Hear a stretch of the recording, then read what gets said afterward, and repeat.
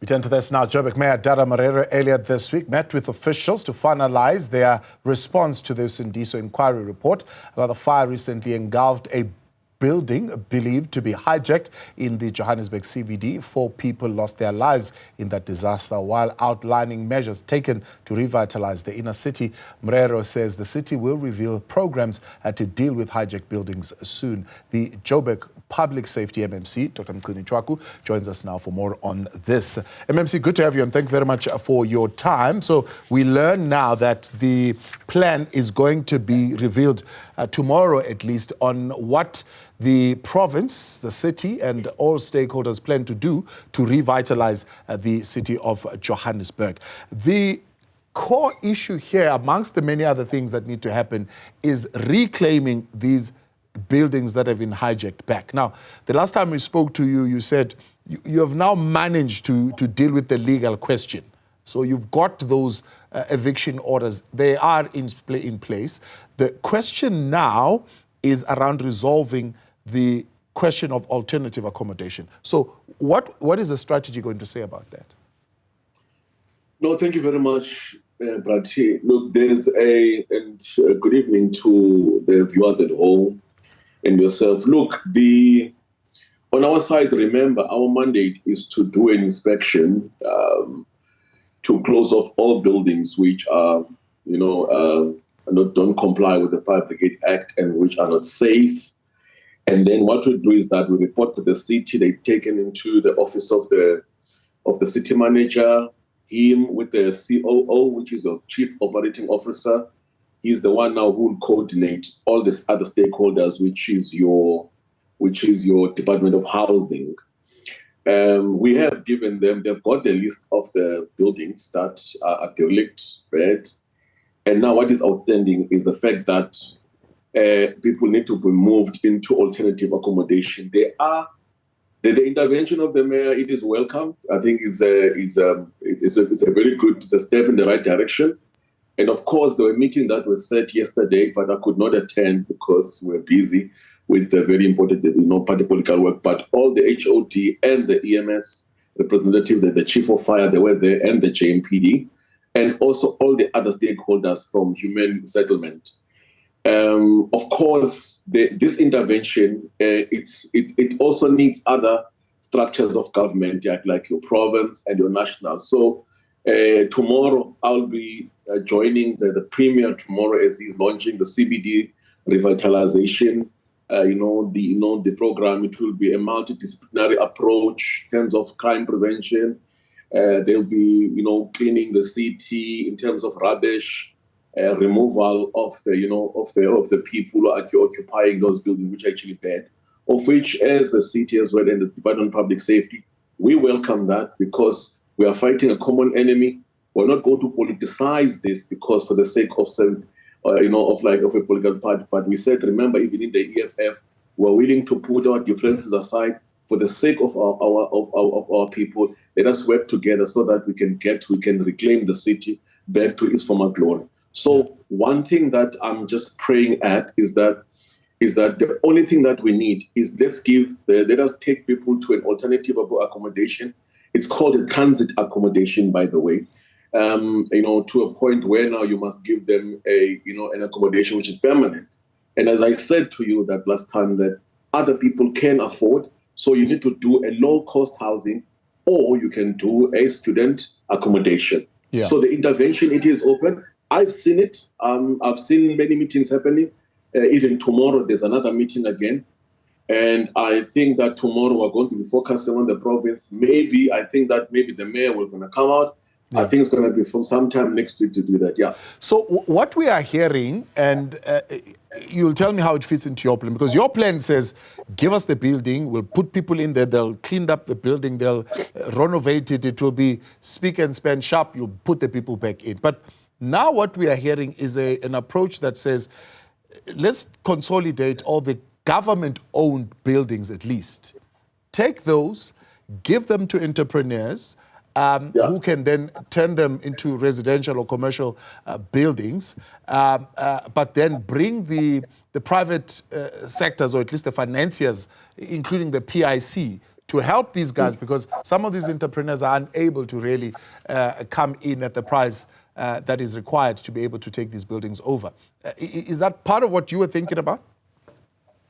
Look, I think that the details or the modalities in terms of how these transactions are going to actually go, I think the guys, MMC Mabaso, will be the right person to really, to really speak on that.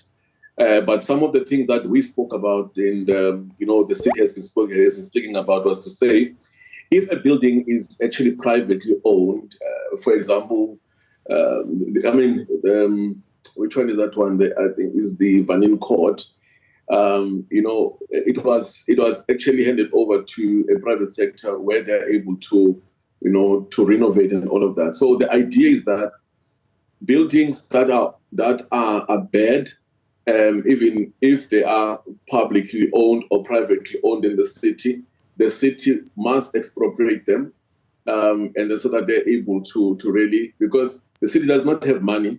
So the idea now is to saying that let's have a private partnership, a private-public partnership, because of the lack of actually funds. So that is the whole idea. Remember, even the EFF in 2018, 2019, somewhere around there, they've submitted a motion to say all bad buildings which are privately owned must be expropriated and be taken by the city and be renovated. So yeah, the struggle could continue like that. But the guys, I know, I can tell you in confidence that my people are sitting into those meetings. But if it's a technically in terms of what are they going to use and all of that, I would not like to get deeper into that. I would like maybe the mayor and MMC Mabaso to tell you in terms of the tactic that they are going to use as soon as they actually claim those things. But I tell you now, there are many interested buyers out there, interested private people who wants to work. I know that I was even saying to them, with the Vanin Court, the way that it was, it's actually not an issue to renovate and do all those things. That there was a business person. I approached them. I said, you know what? I just want you to come in and just show the city that this is possible. I want you to renovate this thing. Let's say to about a month or two. He said, no, I can take about a month and a half because it's what we normally do. So there is an appetite out there to get these buildings to be, to be proper, to be occupied. That the problem, the center, the problem, to be honest with anything, I've done the inspections, I've done the crime prevention on the buildings and all of that. It's just that we must just take our people and put them in transit accommodation. Where now we're able to account about how many are they must be able to pay, those who are able to afford to pay rates and all of those things. That's where the problem is. I mean, on Monday, I'm doing another inspection of the building in Jeppes Town, where now I was driving around even today, but there are warehouses where people have built shacks, especially even close to that one that got burned. There are a number of them there. So I just want to check them on the list of EMS. Is that are these ones the part of those, so that I can flag them within I can actually flag them within the city. But where the province and the national are going to help is for them to help the city with transit accommodation, so that we can say, okay, you guys, we are going to move you to this transit accommodation. We can account for you and ensure that all the buildings now that are abandoned, we put, we were able, to really upgrade them and renovate them properly and have security measures. Because what we've seen is that when people are done using a building, they just leave.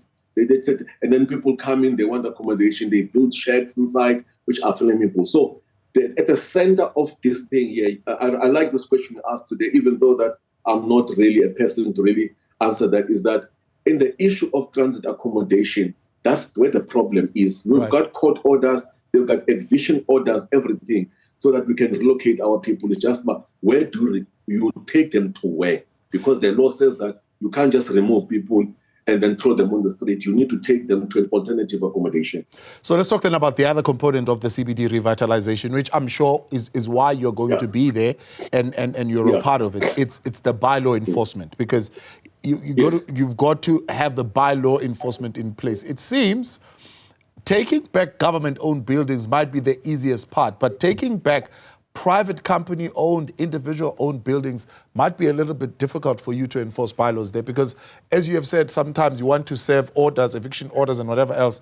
You find that the owner is somewhere in the Netherlands or is in Europe, or you don't even know where they are. Yeah. Hence now we've got, there's a motion that says that if the owner cannot find the building is bad, the city will be able to appropriate it without compensation and put it inside. That motion is there, so it's not an issue.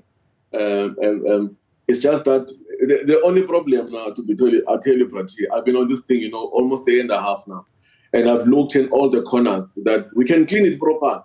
We can take over those buildings. Well, some of those people, you are correct. There are some in France, others in Germany, others they just packed up and left.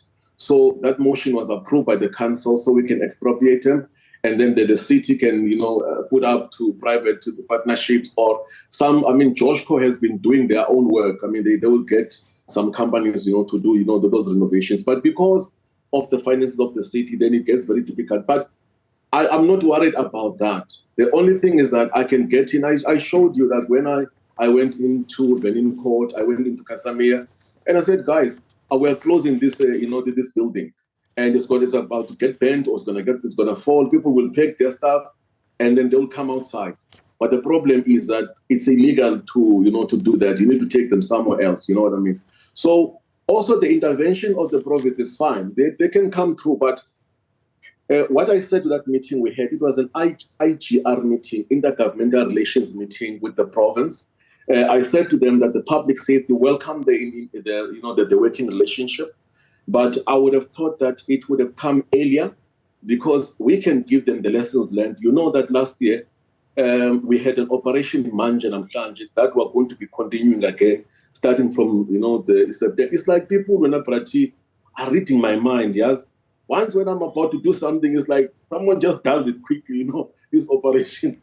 So we're going to be starting now again with the operations Manje Namhlanje, with the high density operation in the city, putting vehicles everywhere, because we know that from September up until now, the criminals want money for Christmas. So you're going to hear, you're gonna check, you're gonna see now ATM bombings rising. There's gonna be cash in transits and all those things. So we knew that our program of action now is high density operations around the malls everywhere.